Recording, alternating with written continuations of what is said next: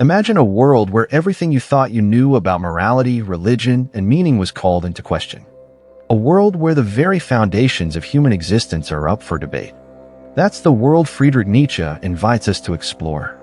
Known for his radical ideas and blistering critique of traditional values, Nietzsche's philosophy is like a mirror held up to the face of humanity, forcing us to confront uncomfortable truths about our beliefs, our power structures, and the very meaning of life itself. If you're ready to dive into the depths of existentialism, individualism, and the quest for personal transformation, you're in the right place. Welcome to an exploration of one of the most provocative thinkers in Western philosophy, Friedrich Nietzsche. Welcome to the Unfolding Journey, the channel where we explore transformative ideas, delve into the minds of history's greatest thinkers, and unravel complex philosophies that have shaped the modern world. I'm host's name, and in today's video, we're going to take a deep dive into the life and philosophy of Friedrich Nietzsche, the man who famously declared that God is dead and proposed a philosophy rooted in personal will and the pursuit of power. Nietzsche's ideas are often misunderstood, but once you begin to unpack his concepts, you'll see how he's not just questioning the world, he's challenging us to transform it. From his theory of the Übermensch, the Overman, to his radical rejection of traditional morality, Nietzsche's work is a blueprint for personal freedom and strength in a world that often feels chaotic and devoid of meaning. To understand Nietzsche, we first need to understand his critique of the values that dominated Western society in the 19th century, particularly Christian morality. Nietzsche believed that traditional morality, with its emphasis on humility, self-sacrifice, and submission to a higher power, stifled human creativity and strength. For him, the values of Christianity in particular were expressions of weakness, designed to control people and suppress their natural instincts. In his famous work on the genealogy of morals, Nietzsche traces the origin of what he calls slave morality.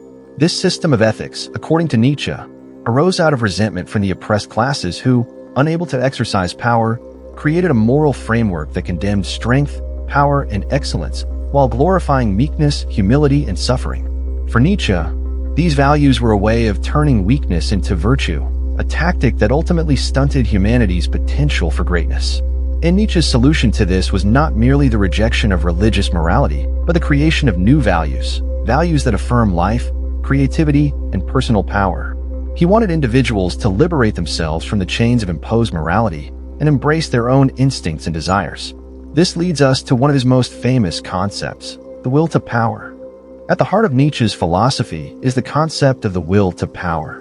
But what exactly does that mean? For Nietzsche, the will to power is not merely a desire for dominance or control over others.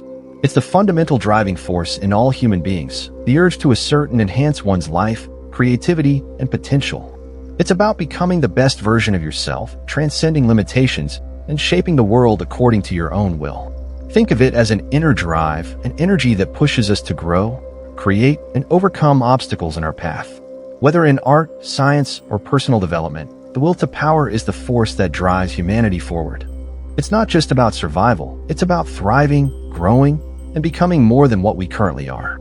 And Nietzsche saw human beings not as passive recipients of fate or morality, but as active creators. He believed we must embrace our desires and instincts and channel them into life-affirming actions.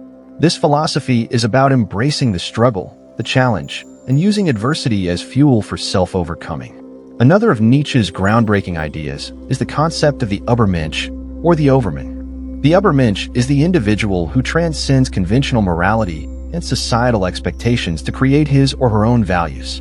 Nietzsche saw the Übermensch as the pinnacle of human evolution, a person who is no longer bound by the limits of herd mentality, religion, or traditional ethics.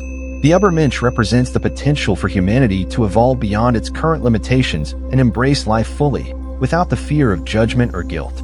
For Nietzsche, the Übermensch is not some distant, superhuman figure. It's an ideal for every individual to strive for.